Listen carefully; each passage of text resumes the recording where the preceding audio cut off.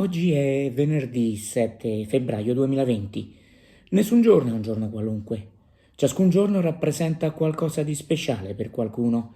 La storia ci insegna che ogni giorno può avere un motivo per essere ricordato. 7 febbraio 1914. Negli Stati Uniti entra in produzione il film Kid Auto Races at Venice.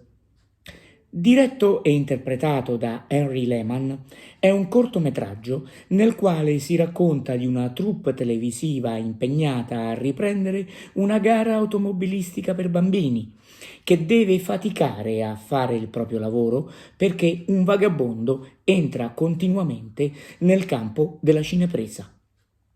Quel vagabondo è interpretato da Charlie Chaplin. Il personaggio diverrà noto con il nome di Charlot.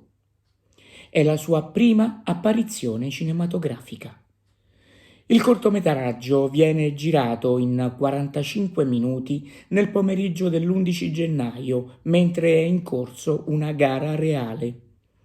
E il pubblico, intorno alle riprese, sono gli spettatori reali dell'evento, che sono sinceramente divertiti dalle buffonate del vagabondo e con la loro reazione spontanea sanciscono il successo del neonato personaggio.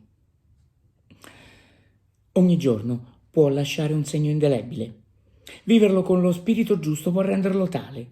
Secondo uno studio della Iowa State University, 12 minuti al giorno per esprimere gentilezza verso gli altri e insegnare buoni gesti e belle regole ai bambini sollevano il morale e rendono più felici. Rivolgere un pensiero a chi abbiamo nel cuore o a chi compie gli anni, rinviandogli questo minuto di racconto, può essere un'occasione per cominciare bene i nostri 12 minuti di oggi. Buona giornata.